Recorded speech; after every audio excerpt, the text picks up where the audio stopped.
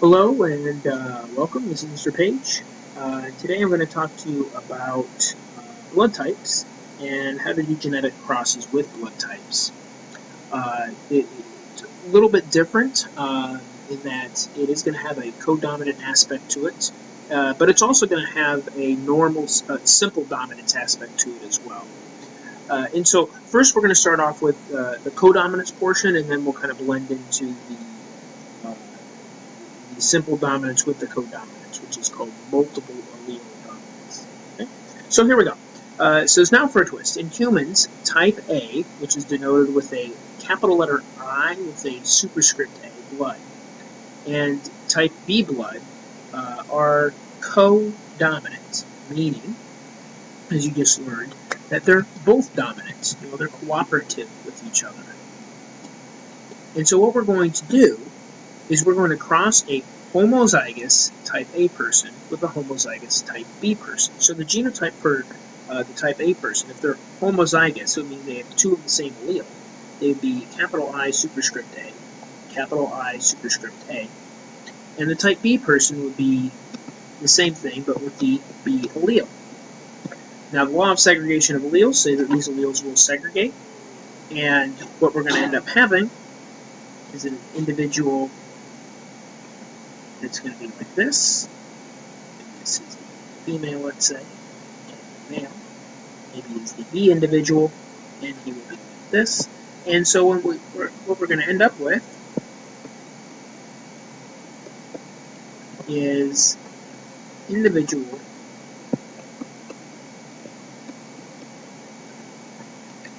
that is, the only thing they can be is a B. So the genotype and the ratio for the offspring, the genotype is that they're all a B. And the phenotype is typically written, or it is written, without the capital I's, so it's just going to be a B. Now, it's codominant because they're both expressed. The A is expressed and the B is expressed. They don't blend together. It's not that A dominates over B or vice versa. It's that they're both expressed. So the individual's red blood cell is going to have both the A antigen, or here, let me put it this way. The person with blood type A is going to look like this. The person with blood type B is going to look like this. And when they're crossed, the individual that they make is going to have both the A antigen and the B antigen, so they're AB. Now what we're going to do is we're going to go ahead and we're going to cross two people that are considered AB blood type, and we're going to determine their genotype and phenotypic ratios. So each individual genotype is going to be AB, so we're going to be crossing, we're making this cross. And so when we do our Punnett square, the A and the B allele will segregate from each other.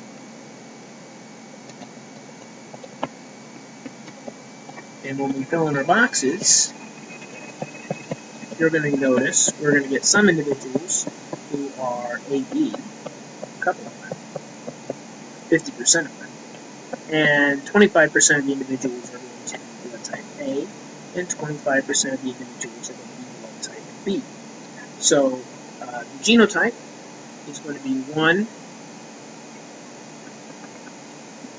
to 2, ABs, to 1 genotypic ratio. And the phenotypic ratio is also going to be 1 to 2 to 1, and that's just going to be written A to AB to B.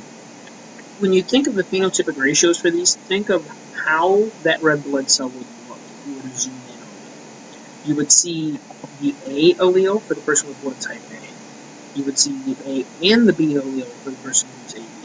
And the person who's blood type B would just see the B allele. So you would not write AA for the person with blood type A, because all you can see is that they have an A allele, not necessarily how many of them. If you have two A alleles, it doesn't mean you make all of a sudden more A antigens. Or if you are of the B allele, if you have two B alleles, it doesn't mean that you're making more of the B antigen. It just means that you're making it. So what we have here is something called the law of codominance, in that both alleles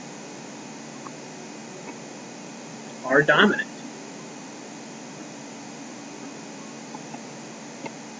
Both are expressed individually, in that they're both expressed separately from each other. So now here's another twist. So that's the codominance portion. A and B are codominant with each other. They're both expressed individually. But here's the other twist. There's also a third allele involved here of blood types that you've probably heard about, and it's the O allele. So we're going to denote the A allele as big I, superscript A. The B allele is big I, superscript B. And the O allele with a lowercase I. And just as we talked about in the monohybrid crosses and dihybrid crosses, when you write something lowercase, that means it's recessive, and that something is going to dominate over it. And that's true for the O allele. So if the O allele, what it actually means is that no antigen is actually coded. It doesn't code for anything. So it's kind of like a blank. So type A people, there's actually two ways a person can be type A. You can be big A, big A. I can express that. Or you can be big A, O. So if we look at these individuals, phenotypically, if I were to blow their red blood cells up and look at the outside of them, this individual would have A and A. This individual would have A and A. It would not, the O allele would not show itself. And just because you have two of the A alleles here doesn't mean that you're going to be making more of that antigen. So phenotypically, both of these would look identical to each other, and that's the same case for the individual who's B. They're going to be making the B antigen, whether you're BB or BO. You're going to make the B antigen. For a person who's blood type AB, there's only one way to do it. You have the A allele and the B allele, and they're expressed codominantly. The only way you can be blood type O is that you have two lowercase i's. And so your red blood cells, if you're going to look at them, since the O allele doesn't code for anything, the red blood cell is going to have nothing on the outside. It's just going to look like nothing.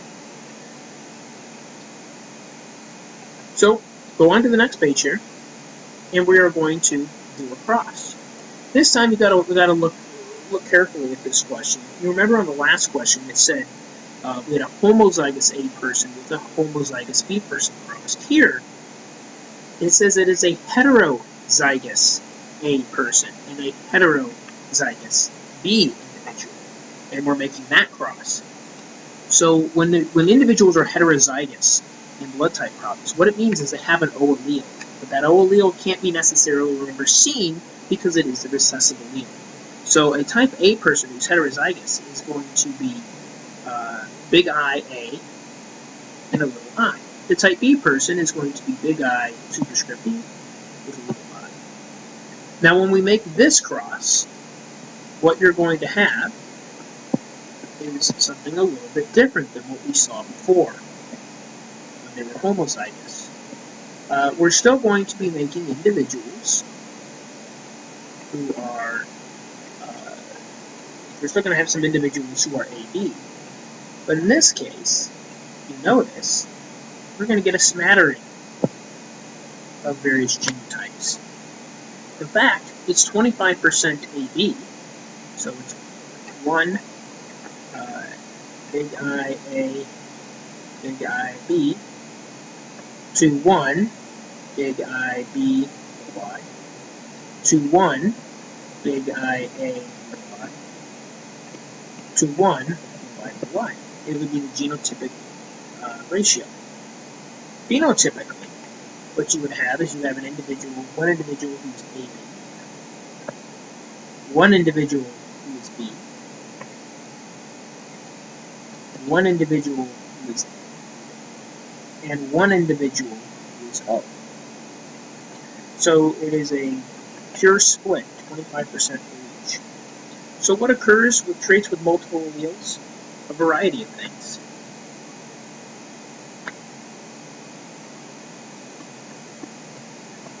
alleles can be dominant,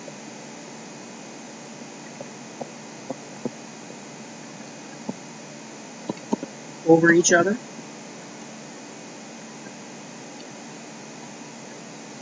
and also codominant over something else.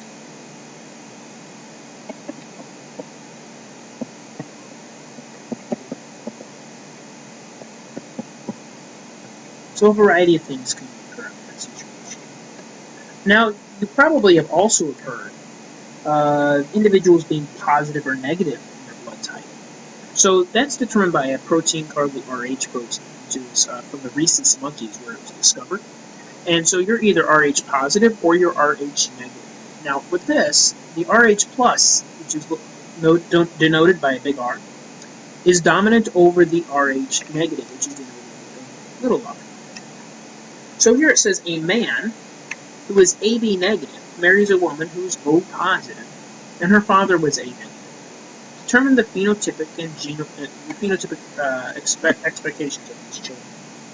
Now, for this, it's a little more complicated because we have the Rh factor, but we also have the actual blood type.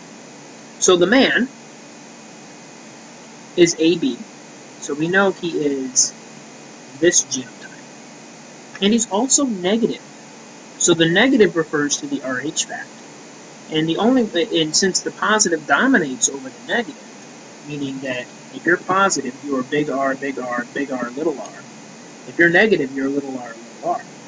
This individual would have that genotype. And he is going to marry a woman who is O positive. Well, remember, the only way to be O is to be little I, little I. But she's positive for the Rh factor, which means she has to be one of these two genotypes.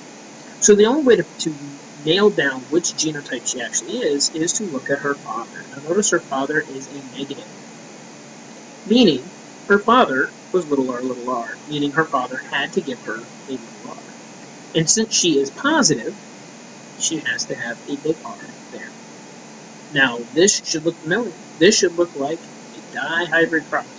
So what I want you to do right now is to pause the video and to go ahead, FOIL this, and go ahead and run through it and determine the phenotypic ratios of the expected children. So go ahead and pause it right now, please. Okay, so here is what you should have come up with. If you notice, when I FOILed the male here in this case, I got a repeat of gametes. And also with the female, I got a repeat gametes. And so what I did is, I don't need to rewrite those when I'm doing my Punnett square, so I just negated those. It makes my Punnett square a little bit smaller, easier to deal with. So when I ran through my Punnett square, I ended up getting an A positive individual, a B positive individual, a negative individual, and a B negative individual. So it's a 1 to 1 to 1 to 1 ratio here in this case. Of either being A or B, or positive or negative. If you have any questions on blood type, codominance, incomplete dominance, any of that stuff, be sure to come with your questions tomorrow in class. Thank you.